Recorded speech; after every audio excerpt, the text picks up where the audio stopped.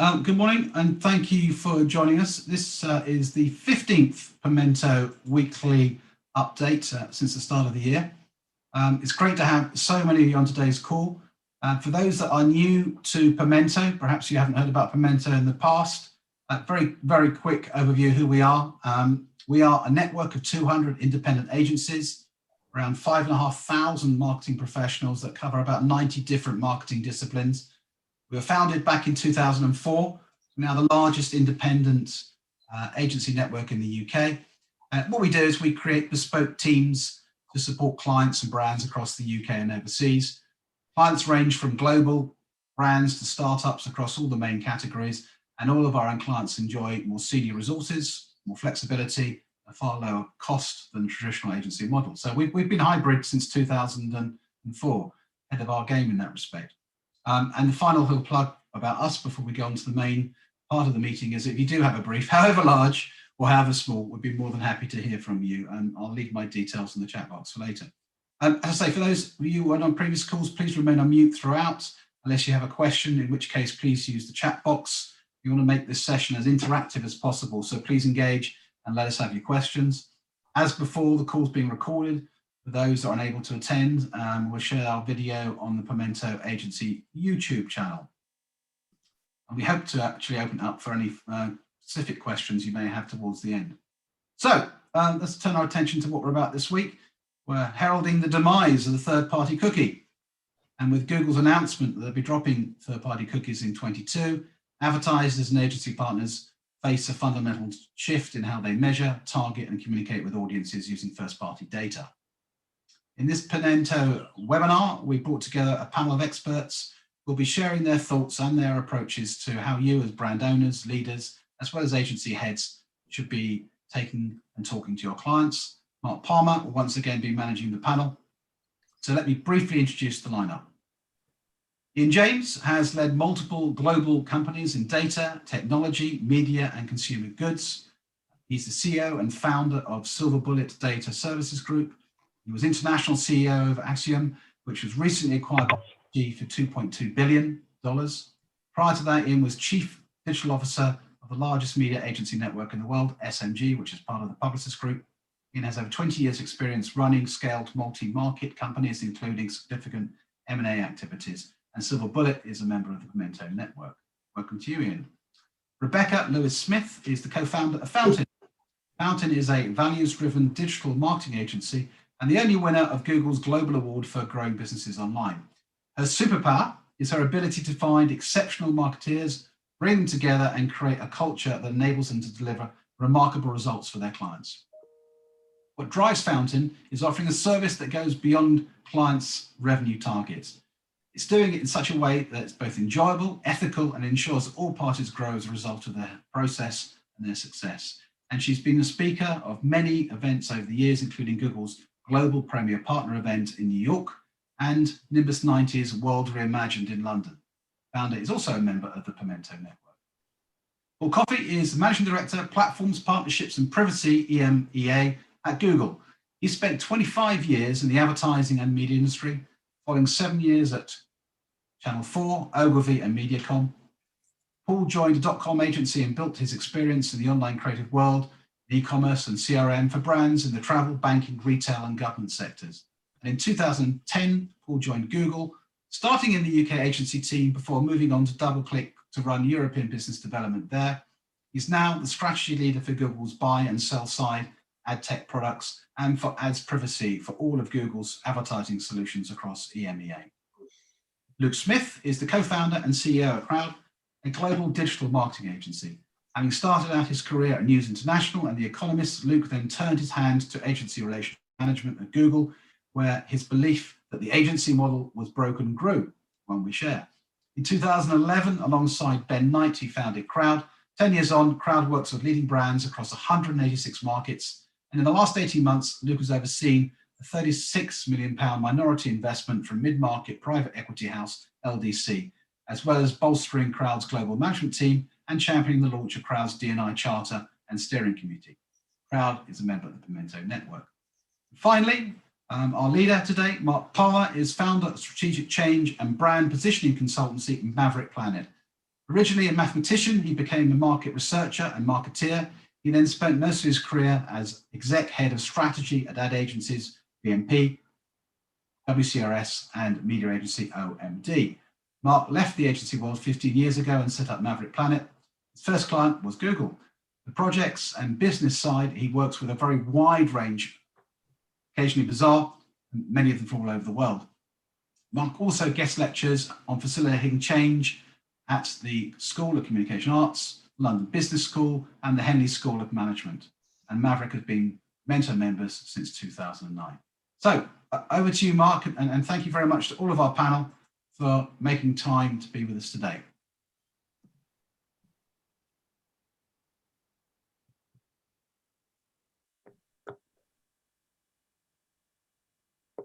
Mark, you're muted. Unmuted. Gotcha. Okay, just a little bit of housekeeping. There's a chat button at the bottom. Obviously, do put questions in it and we'll try and address them. You may be very inclined to do micro product questions because you happen to have somebody from Google here. If you've got a rep, that might be the place for them. But if there's something that's a burning issue that you feel we don't cover, please pass on to the mentor team. But we're going to try and be a little bit, rather than the micro detail, get into the actual decisions and issues. And the format we're going to do is fairly straightforward. Paul's going to firstly do a brief presentation to take some slides to set stuff up. Ian's then going to do a response. Well, I'm going to ask some questions. Then we're going to open up to the panel in various areas. I hope that helps. And we'll do our best to solve this very interesting area. So, Paul, can I leave it you two to start? If you might share and take some views to put some context for us all. You can. Can everyone see my deck? Yes. Yes, thumbs up, brilliant. So great to see you all virtually on the Zoom call, and thank you for inviting me to speak. So as Mark said, I'll give a brief 5-minute overview about our view on the ads privacy topic. It's complex, it's fast moving, and it's important for all of us. Oops. Right, okay. Can you see my slide transition? And the last time I'll ask about the slides. Okay, great. So fundamentally, this is all about the user. As we know from our private lives and from what you see in the media, there's lots of conversations and narratives around how users are concerned around how businesses are using data online. The number of research areas from IAB, IBM, Cisco, etc., who've identified issues and challenges around user trust. 81% in the past year said that they have become more concerned about how businesses are using their data. 48% of global consumers have just chosen not to use goods or services from companies because they're concerned about how the data is being used. On the flip side, I think Cisco had a report that said that if you do invest well in privacy-led strategies and solutions and processes, you get over 2.5x return on your investment. So there's an opportunity there, but also there's lots of challenges around how do we build an equitable future for users, advertisers, and publishers. And that's the key of the topic today, which is making sure that we have that healthy ads ecosystem. In addition to user concerns, obviously to reflect that, regulators and tech platforms have also changed their expectations and standards. I won't need to go through all the various regulations in Europe, but I'm sure you're pretty aware of GDPR onwards about the expectations that government has on how we manage user consent and data. And obviously with all the news from the likes of Chrome and Firefox and Apple and others, the technology platforms are also changing the way they look at consent and the use of data. But our goal in the the Google Ads side is to think about this as a sort of linked and a value add ecosystem. So the most important area is to understand how we evolve and raise up the bar for user privacy to the highest possible level. At the same time, is to support an ad-supported ecosystem. We need to make sure that marketers can still, target, reach their target audiences. Publishers can still monetize, and most importantly, users can, comfortably and happily access a free and open web. So it's not just about the ads business; it's about making sure the internet is a healthy ecosystem full of amazing content that's funded through ad dollars. In terms of our approach and focus on the area, we've got 3 pillars here. One is how we think about users and making sure they're the focus of all our activity. The second is about investing in privacy preserving technology. So how do we support that ecosystem so that we can all benefit from really good high user standards around privacy, as well as driving really effective campaigns. And last but not least is how do we partner with the industry to support a collective view about how these standards move forward. So we go to the first area around being user first and focused here. This is all about giving people the protection, control, and transparency about use of data. So we've got lots of security systems in place to protect users on our systems and services and tools. Also, really importantly, that we give users lots of control over how their data is used. So very transparent, easy to use, and they can choose what information they want to share, what information they don't want to share across web, app, etc. And last but not least, when we build our products, user-centric privacy is at the epicenter of what we do, so that everything we develop is with that in mind as we move forward. And moving on to the industry conversation, we've got an area. Another way of describing this is prepare, adapt, and evolve. And this is thinking about how privacy-preserving technologies can be used to help all of us deliver amazing results for campaigns whilst preserving really high standards of privacy. So the first area of prepare is really, and I guess many of the speakers on the call will talk about this in a few minutes, is investing in infrastructure which will help to generate really well consented first-party data. And so it's looking at consent flows, looking at the way you manage and hold data, thinking about how your tagging and analytics work as well. So those are durable solutions throughout the period. After that, if you think about the adaptation piece, this is looking at areas like modeling, automation, and machine learning. Now, already third-party cookies can degrade relatively quickly because of user movements across multiple devices, on and offline, attribution, etc.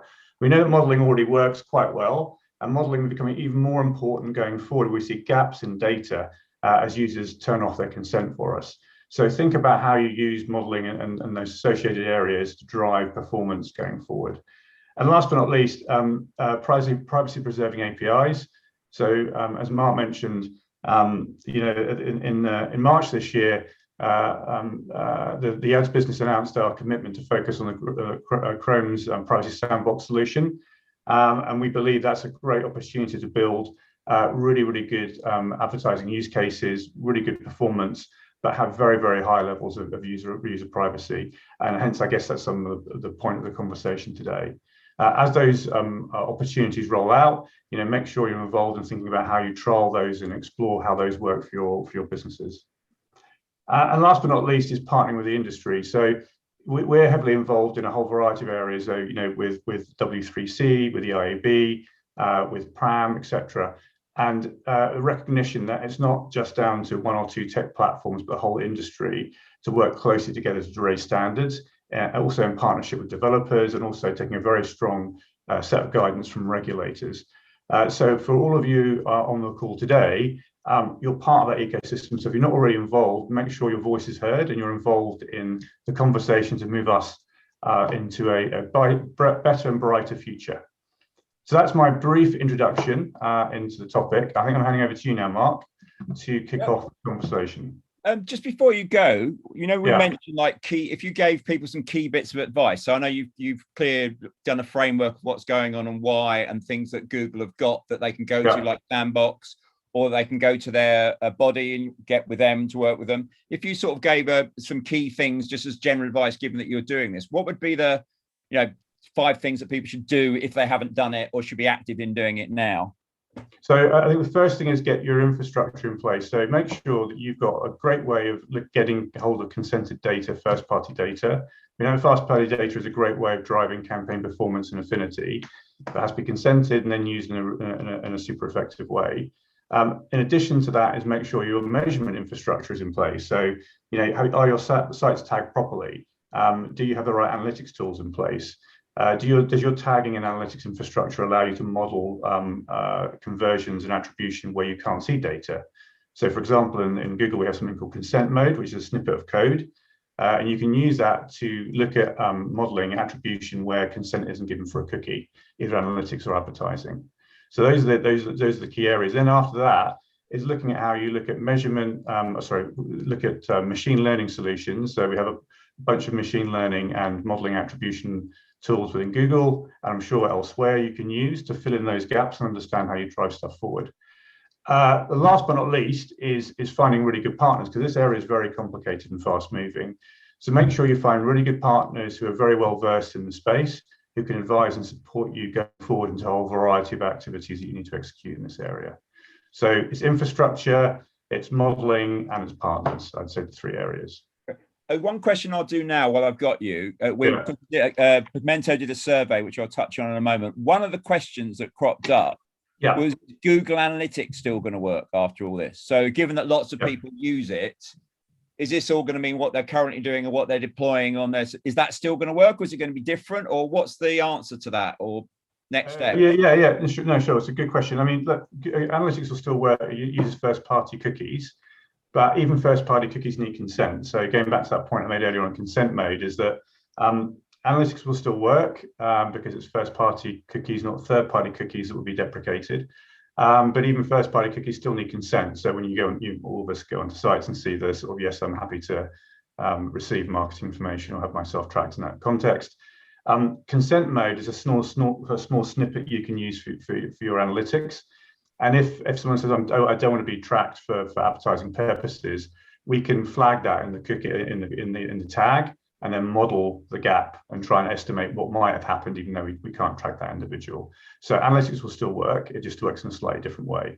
And I think what you'll find in many of the different ad tech products you'll use across a whole variety of different suppliers is that increasingly modeling will take place to fill in the gaps where consent is not given by a user. And that'll become increasingly important. And when you say modeling, you mean people doing econometric modeling or test controls or something like that? Yeah, well, in our world, it'll be the technology using modeling based on historic campaign data. So it's typically what we'd use for online to offline conversions, for example, in the past. So I won't get into the details of how the modeling works, but the idea is the technology will work for you. And again, you need to sort of check and work out whether that model works for you, whether you feel like it's accurate. From our experience in other areas, the modeling seems to work pretty well. So we're confident that's a good solution when consent isn't given. Okay, right, thanks very much. Right, we'll touch on to Ian if you unmute yourself. But before we do, I'm just going to share a couple of context. So Paul's view, and to be fair to Google, they have given people a fair amount of notice of all this, and they put various things in place to allow the discussion. And Google's view when we're discussing is that there's enough to be done that you can be fairly calm about this, provided you do something about it. There's a hypothesis that maybe from a marketer's perspective, maybe there's not the case, and we're all sitting there and not doing anything. So I'd just like to share a couple of bits of data for you on that. There's a piece of work that's gone on already. There's a couple of one the publisher's done that showed, for example, that there's a management consultant that did with Forrester and showed something like 39% of respondents of a Forrester report, 41%, mostly or exclusively at the moment, rely on third-party cookies. So that's over a third are really at risk in terms of this as an issue. Yeah. And then when we did some Pimento research, and this is about 30 or more companies, and it's not statistical, but they include people like Cancer Research and Harrods, we've got this wonderful dichotomy where most people saying they're planning to do something, bearing in mind this is probably a year away, of the number that they've actually implemented changes to be ready for a post-cookie era, it was less than 5%. So we've got this wonderful thing of, are we being too calm? Are we being possibly too apathetic? And on the third indication, how serious is it that we may be walking into quite a big issue for lots of businesses? So at which point I'll pass it on to Ian, if I may. By all means. Ian's that from CB in terms of data analytics, you work with lots of companies. So first question being, most people they're saying a plan, but according to much fewer we see it's less. Whilst we can see all sorts of assurances not to panic, we seem to be getting remarkably close to what is either the wake up point or you are not really dealing with the future. What's your view as someone who's working with businesses? Where are we? I think panic or be calm and carry on. No, we need to change. I mean, all the clients that we're speaking to are waking up. It'd be unfair to say that they're not waking up. I mean, we first had, so I run a company called Silverbullet, and Silverbullet's a data and digital transformation company specializing in a lot of what, Paul, you've outlined in terms of helping companies and big brands to mobilize themselves around first-party data, put in the infrastructure, the plumbing, as we like to describe it, for data flows across their marketing organization to improve marketing ROI. And that's through a variety of platforms, including obviously Google. So, we're in that business. We founded the business in 2016. Funny enough, it was kind of around the time that GDPR was landing or being mooted and then landed as a regulation. But that clearly, Mark, that what's happened there is, it's taken 3 years really for GDPR to grow some teeth, and with the support of Apple and Google and others about deprecating the cookie, we're finally getting into a period where digital marketing can mature and become a real marketing component or tool in the arsenal, if you like, or weapon in the arsenal for brands to build their brands and connect with consumers in a meaningful way. And I think all of us that have been in the industry for many, many years, yourself included, Mark, probably a welcoming of the fact that we're moving on a little bit. And so I think the cookie's an inflection point, not about data really, but about just great digital marketing. So if you put it in that context, and context I'll talk a lot more about, but in the context of that conversation, being the post-cookie era isn't a kind of wander in and see what happens. It's a massive inflection point. In many cases, some of the companies that we work with, some of the big brands like Heineken and Fiat Chrysler and Dolce & Gabbana and Gucci, these are all brands that we work with as Silverbullet. They see this as an existential opportunity or crisis, which way you look at it, in terms of the way they market to their consumers. So I think it's a really big deal, Mark. And I don't think that brands are quite got their head around it yet, but they also accept that it's a big, big moment in time for their marketing behaviors. So going back, to Paul's point, it's ironically what we've allowed this cookie thing to go. We've also accepted it, and yet we've traded, privacy to a certain extent. Lots of brands have destroyed trust. There's there's lots of consequences that we've allowed to happen. Has that also meant that the way we're operating is sort of maybe out of date, or this is an opportunity? Not just my worry is what people do is refix where they were. So they adapt around what they do. They look for a workaround. They extend. Like when GDPR arrived, most people dealt with it right at the end and are still dealing with it now, whereas some people fundamentally changed their business. Is that the same thing going on here? There's a real danger that everybody waits and adapts to what they've got rather than taking the opportunity to change now, using this as an opportunity. Correct. And I think, that sort of the risk of apathy is huge, because effectively you're ceding your marketing decisions to technology providers, and respectfully to Google. It's saying that fundamentally you're allowing your behaviors to be dictated by others, by third parties, by technology or platforms that allow you to do or not do something to connect with your consumers. So you need to take action, because it's going to be different for each brand. There's going to be different. An adaptation to a post-cookie era is going to be different brand by brand, depending on where they sit in the ecosystem. For example, a brand that has very little access to first-party data, a big drinks brand, for example, that's a different situation to an e-commerce company. We work with both actually. And a big e-commerce company's challenge is I have 3% of my customers are logins.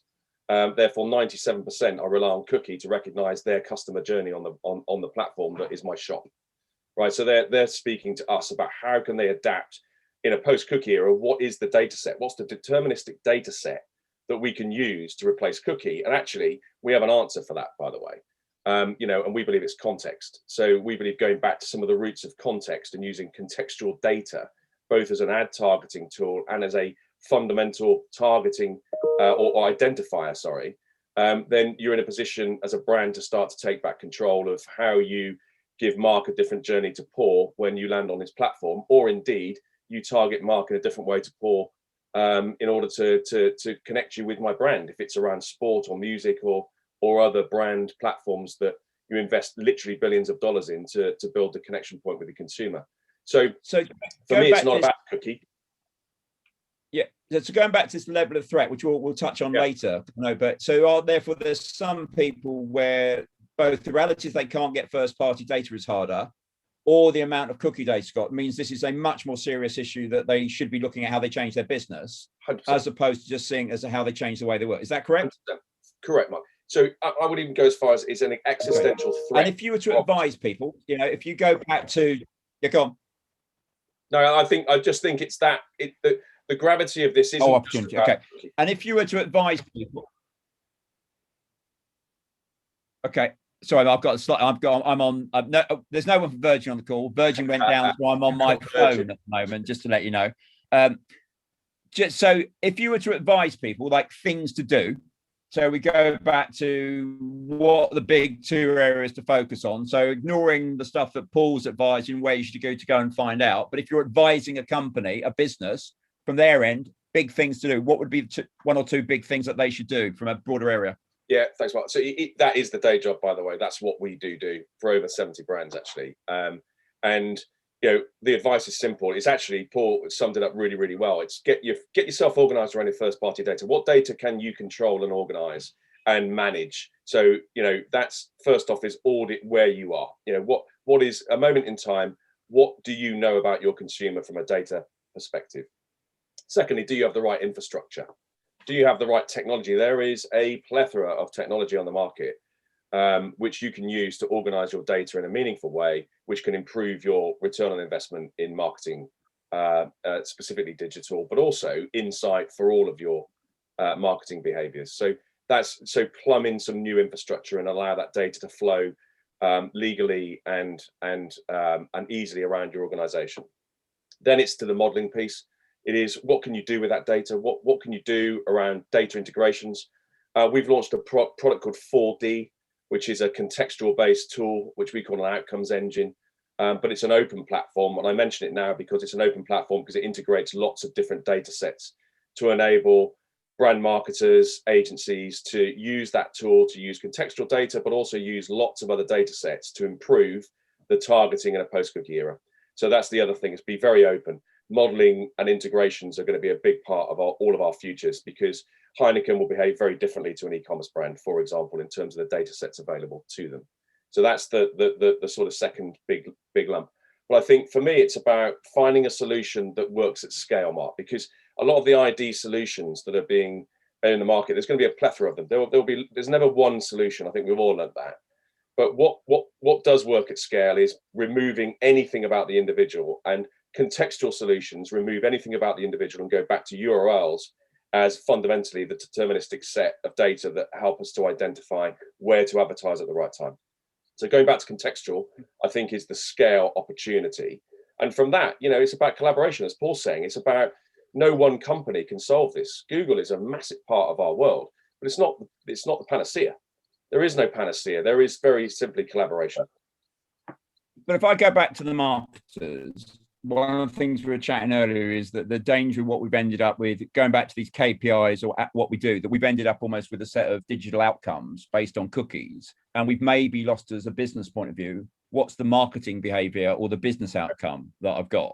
So we've ended up, when we go to this, what do I measure and what do I model? We got used to measuring clicks to go through people, as opposed to, and using, that's another opportunity for the businesses to change, actually forget about just a response. Just to get better and go back to good old-fashioned, good quality marketing, instead of trying to chase someone around the web and stalk them to death in a retargeting method, which is what we unfortunately corrupted cookies to become.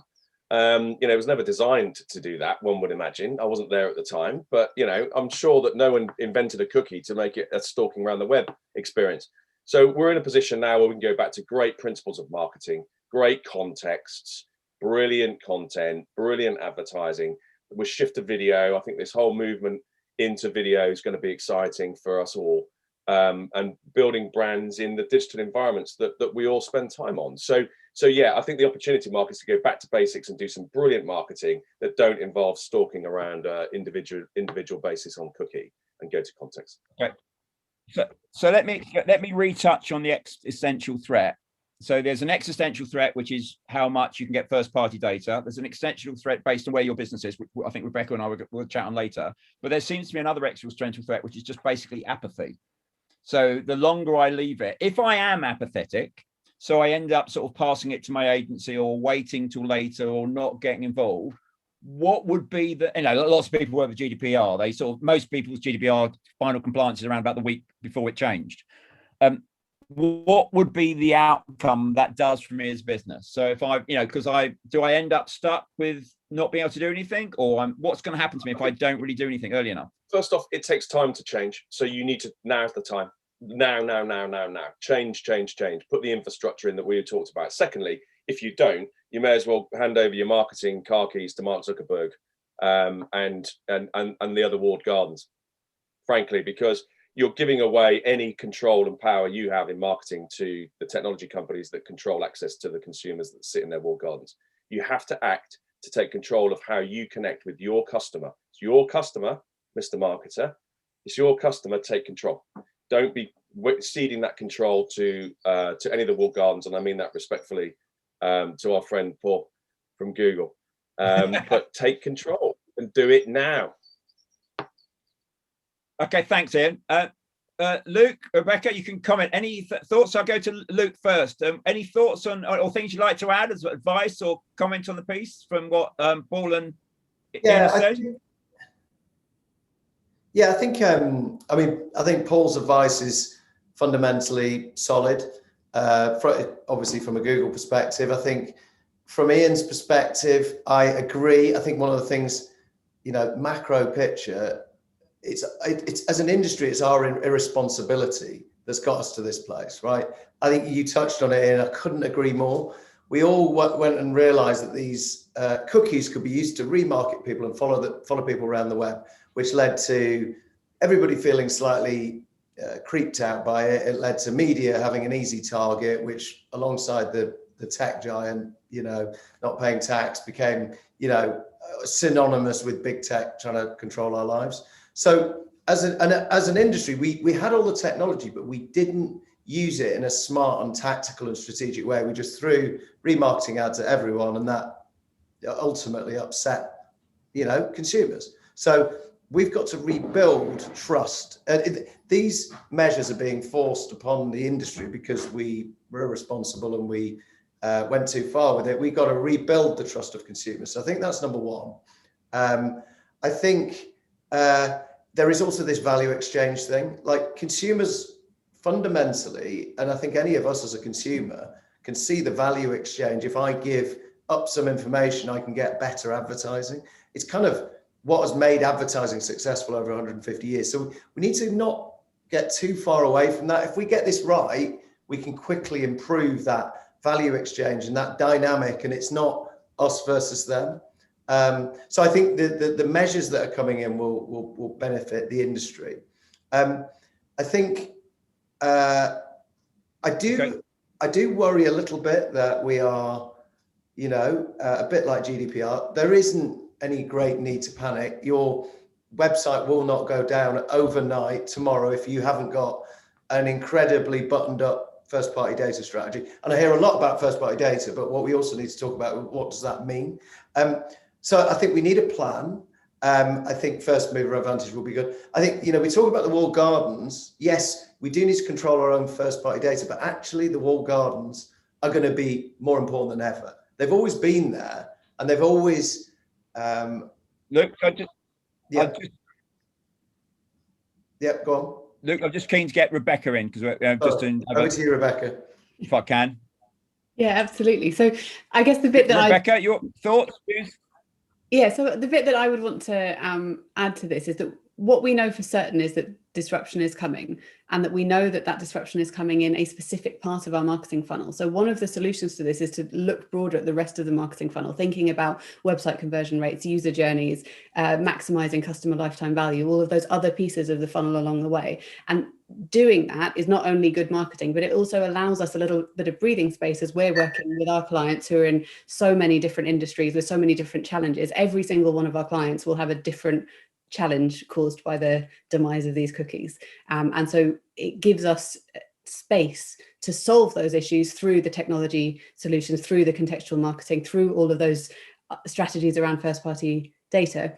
We'll be able to have breathing room to really assess those and get to those by looking at the rest of the funnel as well. So rather than getting zoomed in on this area, actually thinking about this as part of not only our marketing strategies, but our whole business, the first principles of business that we all know to be true. We need to minimize risk, and that will allow us to maximize opportunity. So that was what I wanted. So if I get understand it, so what you're saying is businesses shouldn't just see this as a tactical problem to solve. They should see it as an opportunity that's as used to relook at what they do and how they think, which includes that as part of the solution. Absolutely. It's a chance to reboot and reset. Yeah. Okay. Back to the point about the risk and reward. So I mean, I think there must be a matrix somewhere here, which is really desperately worried, should be panicking due to you could do it later. Is there a way of assessing both who's most at risk or strategies to solve it, in your view? If there's is there a risk or a matrix on this?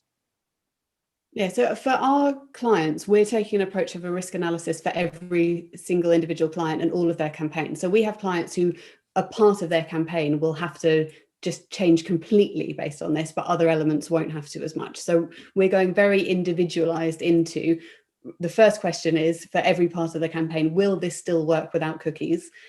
What is the cost of it not working? So we also, as a marketing agency, we have to make the case to our clients that they need to invest in this. So letting them know what the cost will be to them if they are apathetic at this stage. Then going on to saying, right, what potential solutions are out there? For example, a lot of the information that we're getting from Google, and we're working closely with our Google reps on how to address these things, but a lot of what's being said isn't actually there yet. Like GA4 is up and running and brilliant, but it's not quite delivering the marketing promise. We know it will. We're interested to see when that will be and at what point those things will fall into place.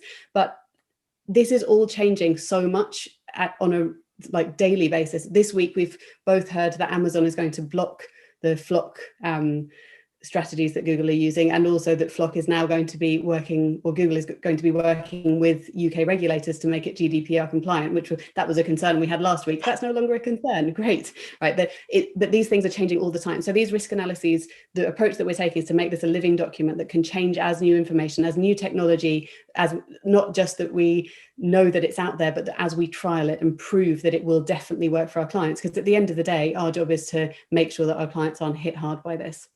The next part of our risk analysis is looking at what we're calling the second order consequences from this. So there will be knock-on effects. If everyone stops doing remarketing and programmatic advertising, they're going to do something else. If, for example, at the moment, everyone is talking about email marketing, well, if everyone turns to email marketing, it will become massively less effective.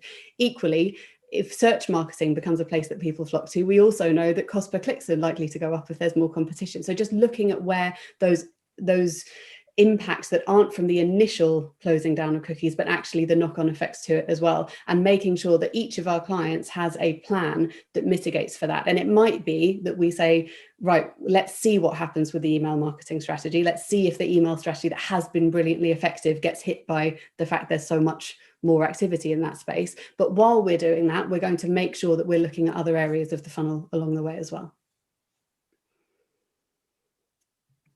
Okay, and it going just on a simple thing, if you were to pick categories that are really at risk, or one which are if you were, maybe someone said, Stephen talked earlier, you've got from shops to large international readers, from commerce to beer, who in a risk matrix, who would be, oh blimey, you're going to really have troubles, and who actually you can probably find it's a great opportunity to do something different. Have you got any? Can you give me some examples or suggestions?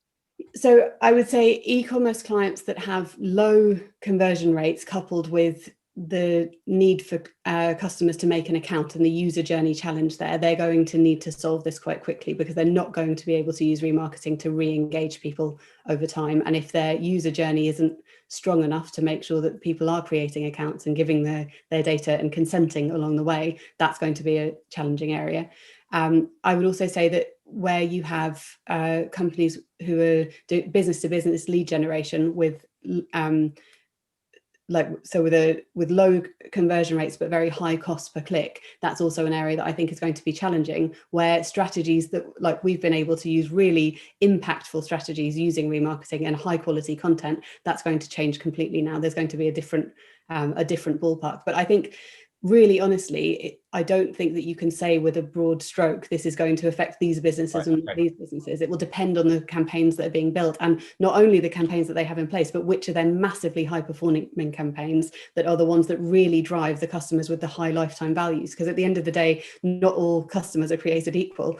And if, for example, only 10% of your campaigns are hit in a really negative way, if those are the ones that are driving the best customers, well, that's a massive issue. Okay, Next question, just in terms of this area of the walled garden. So as I understand it, you've got obviously 4 big players, and because they've got first party data, so that will be Google, Apple, Amazon, Facebook. And therefore, if you're totally apathetic to Ian's point, you end up having to operate them. But the other comment that comes up is the worry about attribution. So my ability or someone's ability to track a journey, which a cookie could do. Luke, if I go to you, what do people do, or what's your thoughts on that whole area of attribution, or how someone manages the fact that they may no longer be able to do their customer journey or join up what was easier to do before? Thoughts? Yeah, I think the point on the walled garden is a good one. And actually, the walled gardens have always been there. And actually, true attribution across, say, Google and Facebook has always been tricky. Because there are 2 sources of truth there, and that you can build measurement frameworks that can get around that. But that's always been a challenge to us. But I think overall, because there are, I think that I said this earlier, like the walled gardens will get bigger. This probably will have a positive impact on their businesses, because bottom of funnel advertising on Facebook or Google will remain as, from a last click perspective, as effective. It's the things that feed those funnels. I think what we need to do is adapt. And in some ways, I think this is quite interesting, exciting. It's certainly an opportunity for businesses like mine and Rebecca's, and Ian's, of course, where we need to sort of adapt how we measure effectiveness. We go back to some of the kind of older school techniques around geo-split testing, causal impact, marketing mix modeling. These are things that we were perhaps doing, for those of us who were in the industry 20 years ago, how we were building models back then. And I think what we have to keep reminding ourselves, none of this was perfect anyway. Attribution was never perfect because there were so many blockers to knitting the data together. What we've now got to go and do is take a whole new kind of group of data sources and of ways of tracking things and knit them together in a way that fits our business. And I think Rebecca mentioned this, one size doesn't fit all. Like if I'm a bottom of funnel advertiser, I can probably carry on doing what I was doing. I need to sort out consent and get my first party data under control. But if I'm more of a brand advertiser that has a longer path to purchase, I've got to start thinking about how do I understand the impact of email marketing versus programmatic, and I can do that through a variety of tests. But those tests will come through platforms or service businesses that can help you identify that. Okay. I've got a question. I'm going to probably start with Ian. So someone's come back in the chat, so I'll throw it at you. Yeah. I'll read it out. This is from Barney Durham. All right. So I'll quote it. Using contextual would seem like a massive step backwards to direct response focused performance advertising, which liberally uses personal data right now. Does anybody have any better suggestions using first party data? So I'll take it in 2, but why is it not a step backwards? Yeah, I don't think it is. Secondly, how do people advise people to use first party data better? So 2 questions. Respectfully, Barney, I take your point, but I disagree. I think contextual data it's not about using contextual in a way that it's been used in the past. It's about rethinking how we identify, appropriate environments to talk to our consumers or customers. And I think with that in mind, contextual's a fully compliant, GDPR, respectful to personal data foundation layer that you can use to start to build up then a view of where you want to present your ad, or indeed present different consumer journeys or customer journeys through your web properties. So that's what I mean by that. But I think to support your point, it's not contextual like it was, that it stands on its own. It's contextual, which is then integrated with other data sets like first party data. So how do you integrate your contextual solution with your consumer data platform, your customer data platform, your CDP, for example? How you use other data sets that are fully compliant, like weather context in basic terms, brand safety tools like fact matter, other data sets that expose bad actors in environments that you don't want to be brand associated with. So taking brand safety up a level. So you've got all those other different data sets that you can integrate into a contextual baseline. which gives you much smarter segmentation, and it will. I genuinely believe it will, and we've seen it in all the work that we've been doing with big brands. You know, globally, we've seen an uptick in performance of the outcomes when you use those combination of data sets instead of a cookie. So I think we've got to get over the idea that cookie was good in the first place and just get back to better outcomes. And contextual is a good starter for it. Okay. Go back to this first party data. So everybody's, simply, answers first party data, get more first party data. Right. Okay. So practically what do I do with it to make it better? So as opposed to just saying, go and get it. And if I would, give me some actual recommendations for people at the other end as to either how to get it in a decent way that's not undermining trust, or what you would then do with it to make what you're doing work harder. I'm open to any suggestions. Anybody, hold your hand up, and anybody's got an idea. So as opposed to saying just get it, how do they get it? And then how do they use it to make it work harder? Luke? Well, I'd start with, because I think this is a really important point. We'll talk about first party data, but how do I get it? So, well, first of all, I'd start with sorting out my consent of users, and get that in order so that the data that you're collecting is valid and compliant. But also think about the CRO impact, the impact of having that big banner and what it looks like and how people are consenting to it. Second of all, there's some simple stuff that users can do, that advertisers can do, which is, get a decent CRM system, set that up in the right way, ensure you've got all the right data points across your business. And this will require, in the sort of more mature part of this will require lots of contributions from IT and, various, marketing, finance, all the different areas of your business, compliance, to feed into it to enable you to get good, clean data that's been acquired, consensually from users. I mean, that would be my first step. Get a decent CRM system and be ready and prepared, and probably take some advice from people who can implement this stuff for you. Paul, do you have any views in terms of, you're dealing with this all the time? Someone says, thanks for first party, how do I use it better? Or how will I use it better with Google if I've got first party data? What actions can people do? I mean, to be honest, it sounds like a bit of a non-answer, but it's really about making sure if you've got the infrastructure implemented, so you have, your tagging, analytics, consent mode turned on, and then how do you find partners and strategies to enable you to use that data? I mean, again, we're not in the business of executing those campaigns on behalf of customers and agencies. That's where the agencies come in play to deliver that. Just one thing, I'd just go back on the topic around cookies and the sandbox, etc. Just to make it clear that irrespective of what those broad technology solutions are, the cookies are already under threat from changes in the ecosystem from platforms and regulators. So if you look across European continent in terms of interpretation of consent, if you look at the news from Apple and Firefox, etc., you're already starting to see a decline in the number of consented users, irrespective of things like the sandbox solutions and our announcements in March. So just to sort of echo the point made from the other members of the panel, this is a live issue, which it may not be apparent because it's small, but is creeping up in terms of numbers of people not consenting to. So if I take lots of people go, but Apple have already reduced cookies previously, as did Facebook, and now so people think they can maybe get around with things like fingerprinting. Is that presumably also going to go? So if it hasn't gone now, we're within a year, 12 months, wake up, the workaround you think you might have got away with. Tough luck. Is that true? Yeah.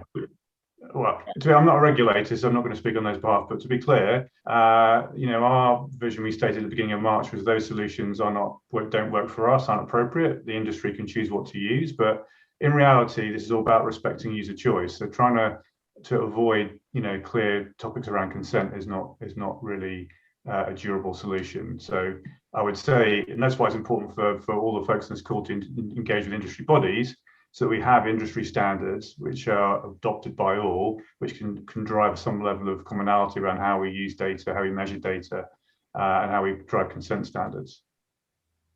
Okay, Rebecca, on the first part, you got any specific comments, or shall I move on to another question? Anything you want to add? I would just reiterate how people might use first party. Yeah, I would just reiterate that focus on the user. Okay, right. Okay, let me flag an elephant in the room, which you may or may not agree with. As somebody who runs a change business, the commonest thing you deal with is everybody talks about change, but no one does it. So the big issue normally isn't change. The big issue is removing the inertia. Okay. So I'd like to discuss from a business point of view, back to those research things. Everybody's talking about it. You're probably dealing with the more people further ahead on the curve, but there's 95% of people on the survey said they haven't even started. Right. Is the issue, if this is the issue, this is quite a big change, but it's not necessarily getting enough seniority or budget allocated within the businesses, or that we've got existing models that don't work. So to what extent is this falling into that whole place? It's in the digital weeds, they'll sort it out, as opposed to being seen as a fundamental business area that the board should be dealing with. Would like your views. What do people think? Rebecca, do you want to start? Yeah, so I think that it is so important, this piece of educating for us, the clients, and I guess in larger organizations, educating people who are in the positions of making financial decisions about what the impact of not taking action here. That's why our risk assessment includes that element of what will this cost if we don't do anything, because it will cost something. It might be an opportunity cost, but it could massively decrease the opportunity for growth if you sit there with inertia. And we do need people to invest in these solutions. Now, some of that investment is coming from places like Google and the other large platforms. Some of that investment is coming from tech providers who will then want to sell those solutions to you.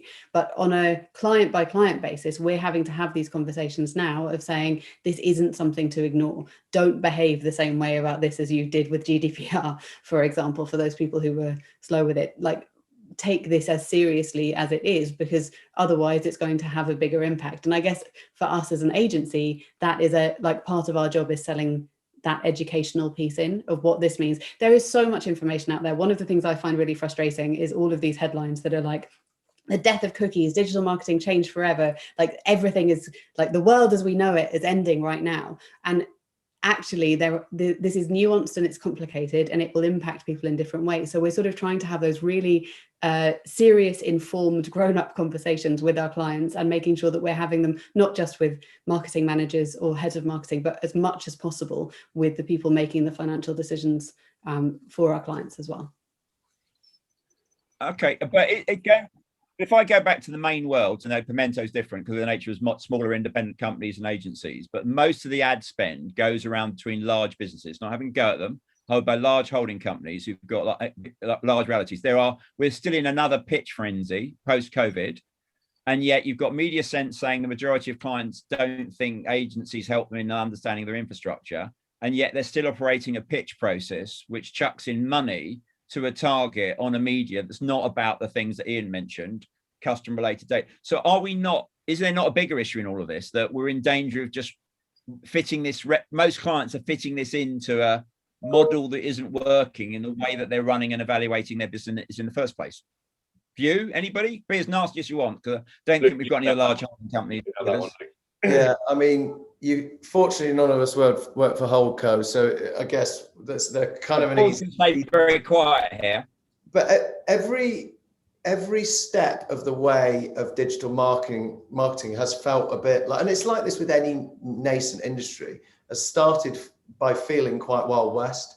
You know, it's a gold rush. It's a race to make money out of this new, service sector, and with it comes challenges. With it comes people doing things that maybe aren't in the best interest in this instance of clients, right? Spending lots of money on programmatic and saying it's working brilliantly is probably quite a good narrative to give to your clients. And I think all of this, as I said at the start, all of this ties back to we've got to self-regulate ourselves better to actually deliver real value for clients. We've got to be consultative. We've got to, rather than say, sort out your first party data, give people practical steps. And I've just replied to Amy, it's about having a conversation. What does this mean? What does first party data mean? And then buying things that make a difference to our clients' businesses and proving it, right? And that's what agencies should be doing. And that should always be the number one goal of an agency. And I'm not sure that's always been the case. And it's funny, you know, you look at you know, topics like transparency come and go. Feels like that's on the down low at the moment because we're all thinking about privacy and first party data. But you know, we need to constantly keep self-regulating and reminding ourselves as agencies, particularly, why we exist. I'm just conscious of time. Yeah. Just conscious of time, Luke. Right. So I'm going to do one last question for everybody. Ian, if you want to do a quick one, yes. Anybody got any final question in the chat? But we'll just do one last question, and then Steve, right? Just conscious of people. Lots of people are on 11. So, Ian, you got one last point on that? Please go ahead. I was just going to back up what Luke was saying there. Really, I think, you know, fundamentally, what we're entering is a different period. Media agencies had a different role to play. I've worked in media agencies. We've all been associated or worked in them for many years, and I have a lot of respect for what the role of media agency. It's a hard role, actually. You know, it's challenging, but it's fundamentally changed. So what we're talking about in terms of the use of data is not fundamentally what agencies were set up to do. They aren't organizations that are necessarily fluent in that space. So I think that's the fundamental as well that we shouldn't lose sight of. So what we need is a more collaborative ecosystem where you have different partners for different things. And I just think I think Croud's a great example of a new model that's going to be successful. But, you know, so more independent agencies that specialize in certain areas like data and the management of data to improve media outcomes, you know, that's where we go, Mark. So it's not all about the holding company doing everything. Okay, I'm just going to wind us up just for time to let Stephen do a little bit at the end. Right, I'm going to ask. I've answered. There's not that many questions in the chat, so I'll crack on. I want you one final thing. I want you to pick one recommendation to a client, and you can't repeat what somebody else has said. So if you had one thing that you to say to them tomorrow, go out and do, what would it be? Rebecca, would you like to go first? Give you the opportunity. You can then steal anything you want. One thing. I'm going to go with a risk analysis, looking at what you have right now and the gap between what you need in order to be ready for this, and put together a working group of people on it, find smart people to do that. Paul, one thing. Thank you for asking me to go second. I'm not going last, which is great. So I would say just keep it simple. You know, like also it's very complicated, but if you keep it simple and focus on infrastructure, get the basics right, then everything else will flow from that.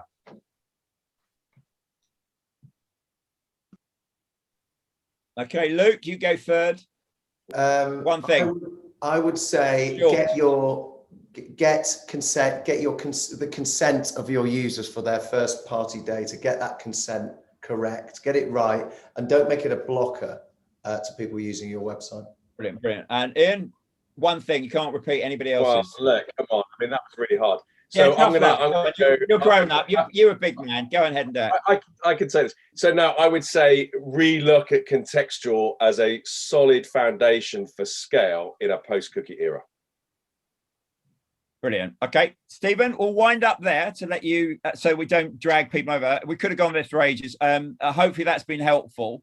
There's lots of other stuff out there, but we tried to do a little bit more. What's the key things for people to do if that was of use to people? Stephen, I'll leave it with you.